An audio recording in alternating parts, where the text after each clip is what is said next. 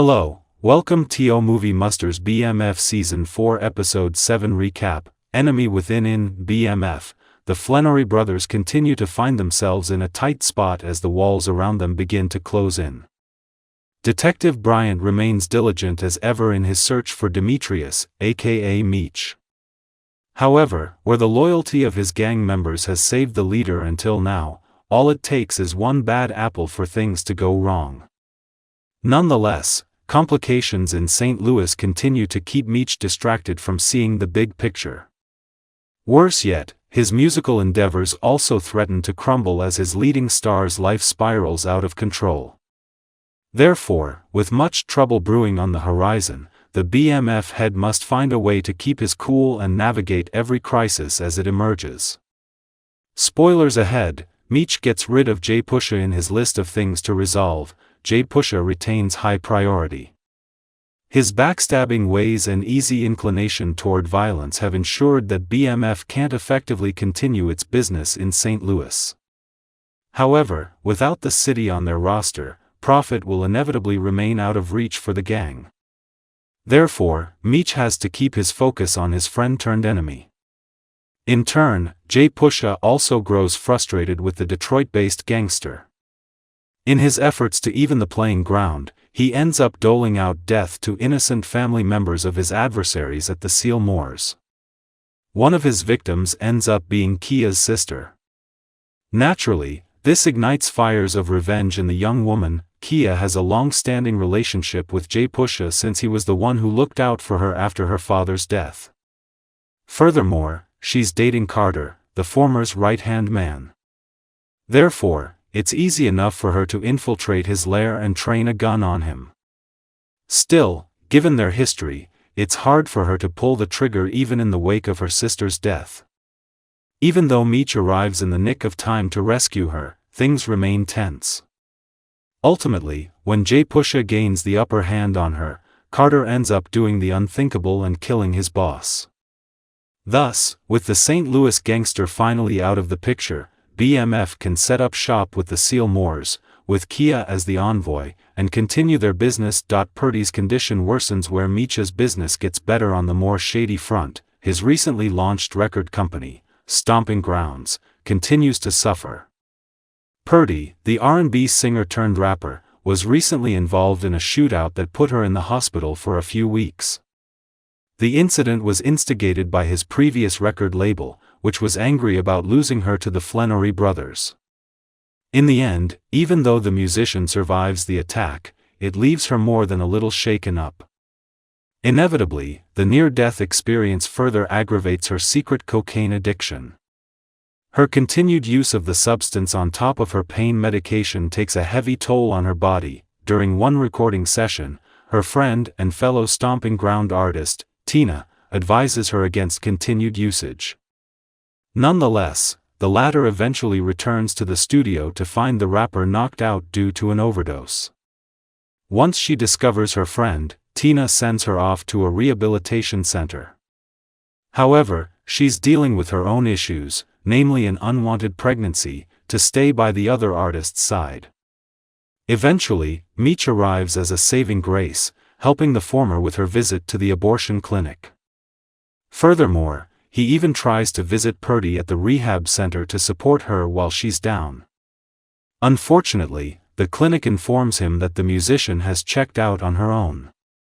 Thus, it seems nothing but trouble is in store for the rapper in her future. Terry and Marquisha gamble for fortune while Meech puts out new fires as they arrive. He fails to keep his brother in the loop. Their unpleasant business trip to Mexico has cleaved a gash between the two brothers that seems insurmountable. Consequently, Terry remains worried about their finances, unable to see a clear way forward. For the same reason, he resorts to a risky solution. He has a standing invitation to a high-profile gambling den in Vegas. Although his previous run-ins with the dark side of gambling should put him off the idea, he decides to take a chance and gamble for his future. Thus, Terry and Marquisha find themselves at Imani's den, ready to roll some dice. While Terry has an initial bad bout of misfortune, his luck soon changes, allowing him to win a few choice rounds.